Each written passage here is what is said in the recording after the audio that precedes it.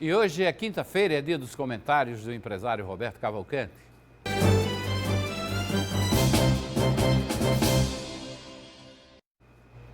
Boa tarde, doutor Roberto, seja bem-vindo. Boa tarde, companheiro Hermes. Eu vou aproveitar um fato que aconteceu no sábado passado, um fato lamentável, triste, de repercussão nacional, para a gente comentar também sobre legados, né? Silvio Santos, a morte do comunicador Silvio Santos, um homem que foi tratado como lenda, mitológico, ícone da comunicação, pela construção da sua história como empresário e como visionário dos meios de comunicação do Brasil. Mas os meios de comunicação do Brasil não se resumem a Silvio Santos, apesar da sua grandiosidade, né? Isso. A figura humana, a figura empresarial era fantástica. Eu tive a oportunidade de estar com Silvio Santos pelas mãos de Marconi Gadelha, rememorando e relembrando que Marconi Gadelha seria o vice-presidente da República na chapa de Silvio Santos.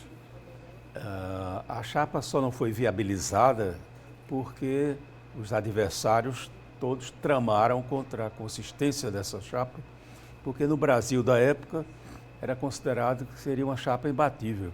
Exatamente. E nós teríamos, como Paraíba, um representante na vice-presidência da República.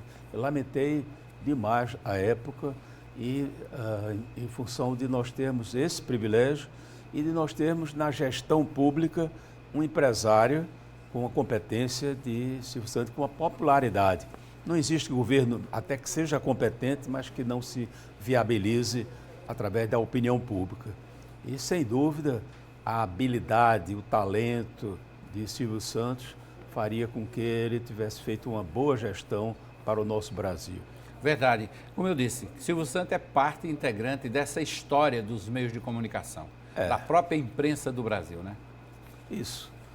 A comunicação é uma palavra muito ampla, né? É uma palavra que abrange a capacidade de comunicação, como o próprio nome diz, de você interagir com alguém. Até os animais, eles têm seus meios de comunicação, suas formas de comunicação. O ser humano, sem dúvida, não podia estar atrás, e desde os primórdios da humanidade que os seres humanos se comunicam. Ou se comunicavam através de tambores, ou se comunicavam através de fogos, fogueiras, sempre arranjou um meio. Aí nós assistimos dessa trajetória várias e várias fases na qual a determinada forma de comunicação liderou.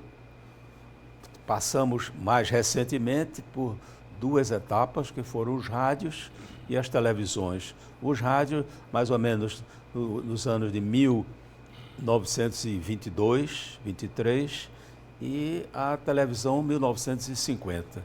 E tivemos, durante toda essa fase, expoentes extraordinários, fundadores de organizações que deixarão sempre marca na história da comunicação humana e a comunicação brasileira.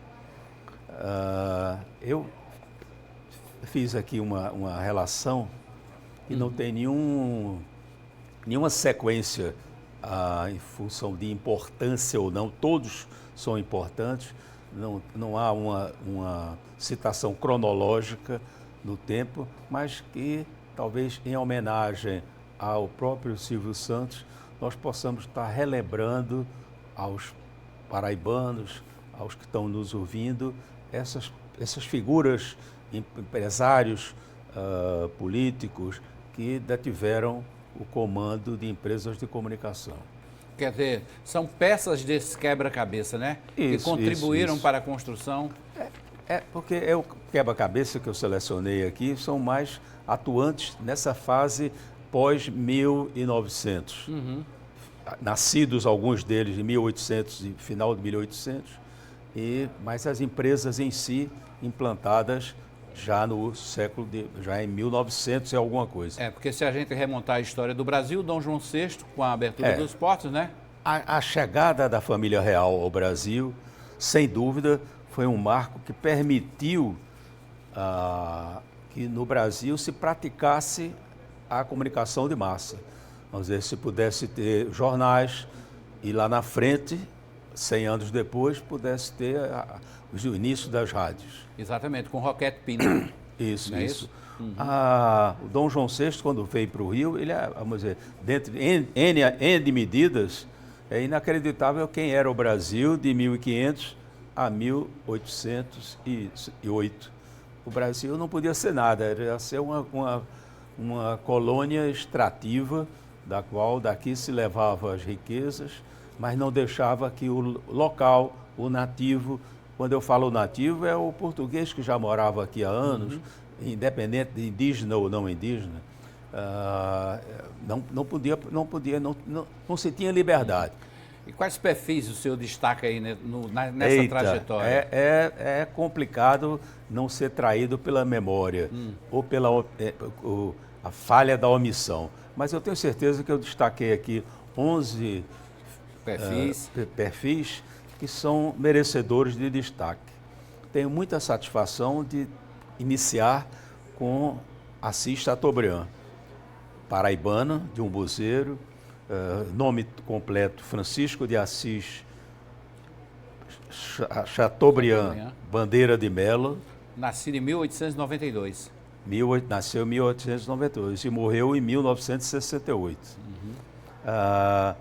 Conhecido muito como Chateau, e foi o rei, o imperador da comunicação brasileira, através dos diários associados, que eram empresas que estavam sob o comando de Assis Chateaubriand e de seus executivos. E foi ele quem trouxe a televisão para o Brasil. Foi ele que trouxe a televisão para o Brasil e para Paraíba. Para Paraíba também, que foi exatamente. Campina Grande, como né? Como paraibano, na época a Paraíba não estava acostumada com essas homenagens. Isso. E foi homenageada de ter as primeiras transmissões de televisão preto e branco pelas mãos de um conterrâneo, Assis Chateaubriand.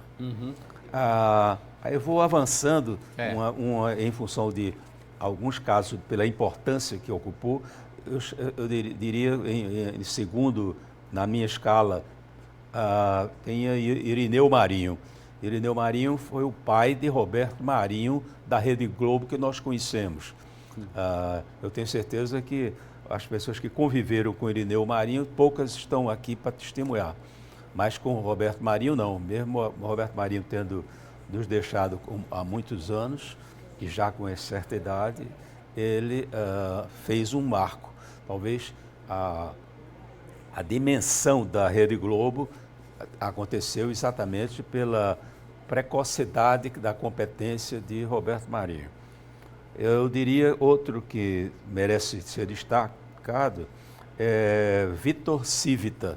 Vitor Civita, para alguns telespectadores, pode não memorizar na hora, mas na hora que eu falar que o Vitor Civita, que foi sucedido por Luiz Fernando,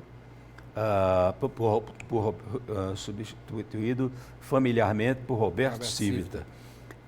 Eles tinham um sistema de comunicação que era talvez a maior marca em termos de marketing é a revista Veja. A revista Veja... Eram os detentores do Grupo Abril. O Grupo Abril como um todo. É uma editora gigantesca, produziu livros, produziu revistas de toda a ordem, os gibis, e tinha uma participação efetiva na decisão brasileira de comunicação através da revista Veja. Exatamente. A gente vai continuar com esses perfis no próximo bloco. Vamos fazer uma pausa rapidinho, a gente volta porque é interessante contar esses perfis, porque a gente está contando também a própria história da rádio, da televisão e dos jornais, revistas em geral, da história do Brasil.